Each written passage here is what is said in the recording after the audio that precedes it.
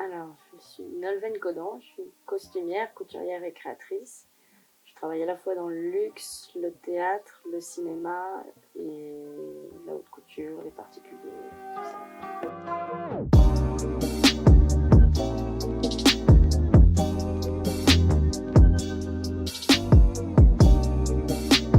Ce qui me motive,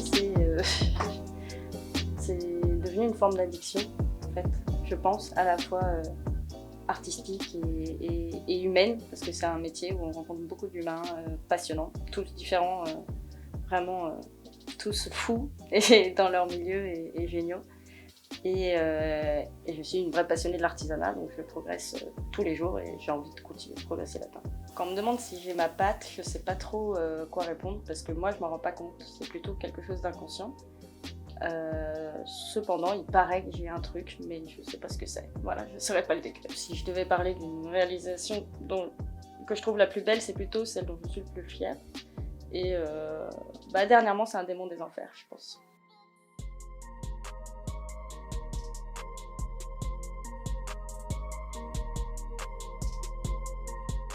C'est pas forcément le plus beau, c'est le plus abouti ou le plus fidèle à ce que j'avais en tête.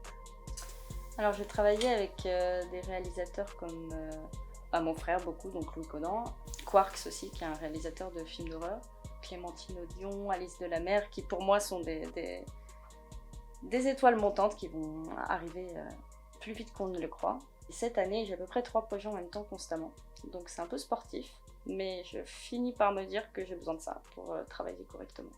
En général, de 7h à 9h, je travaille sur mes autres projets. Donc, c'est des envois de mails, des appels à passer, des mood boards à créer, des dessins à faire. Ensuite, je travaille pour le théâtre où je suis assistante costumière. Donc là, c'est vraiment toute la logistique, être le cerveau de la chef costumière, organiser les essayages, tout ça. Le soir, souvent sur la route, c'est pareil. Je travaille dans le métro, j'achète des produits dont j'ai besoin pour la suite, j'organise des rendez-vous. Des réunions, tout ça. Et voilà, il y a des jours de couture aussi, ça dépend. Pour moi, les outils indispensables, c'est une bonne machine à coudre déjà.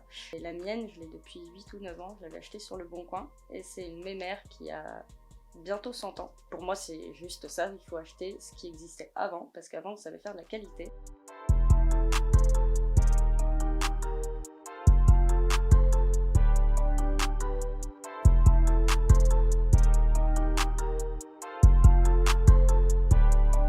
Je viens de la mode à la base.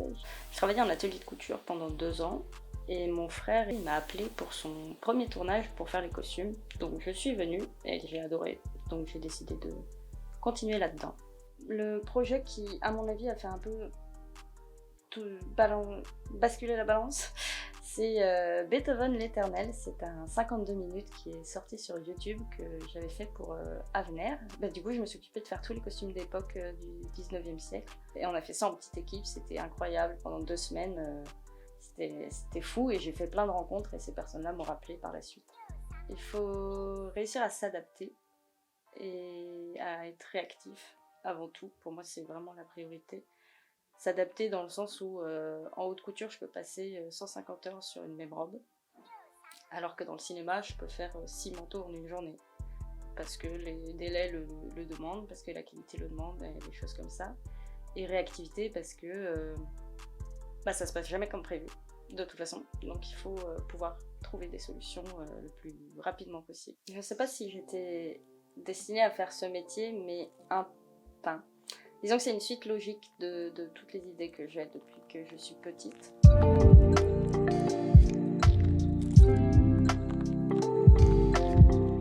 Quand on me propose un projet, en général, j'ai d'abord un rendez-vous avec le réalisateur qui va me dire ce qu'il a en tête. Donc soit c'est des mots, soit c'est des images, soit c'est des phrases, soit c'est... voilà.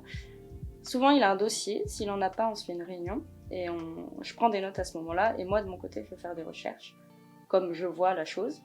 Et puis on match nos 2 univers ensemble et puis on essaye de travailler vraiment main dans la main dans un dialogue où personne ne va faire de concessions. Moi avant tout ce que je veux c'est que le réalisateur soit content, donc même si moi ça me plaît pas, je vais le faire. Je vais me débrouiller pour que ça me plaise et que ça lui plaise aussi. Donc c'est vraiment comme ça que je bosse. Par exemple, C'est tout bête, mais si un réalisateur veut un costume consciemment chic ou kitsch, ça me fait toujours un peu de mal, parce que je préfère évidemment un truc un peu léché, un peu travaillé, mais ça c'est mes désirs de technicienne, alors je m'adapte. Je trouve que mon métier n'est pas tellement reconnu, mais je parlerai pas forcément du métier de costumier, mais plus de celui de couturière, qui est vraiment c'est un hobby que beaucoup de personnes peuvent pratiquer chez eux.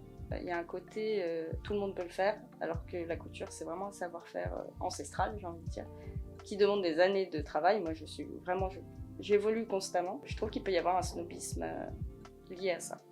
Pour les jeunes, je dirais que le mieux, c'est de mettre les mains dedans. J'aurais pas d'outils particuliers à conseiller, si ce n'est de le plus possible être sur le terrain et de s'ouvrir à toutes les possibilités, parce qu'on apprend toujours. Moi, j'ai donné des cours de couture. En donnant des cours, j'ai appris des choses qui m'ont servi pour le cinéma. Enfin, vraiment, si je pouvais donner un conseil aux jeunes, c'est vraiment foncer et sans trop réfléchir.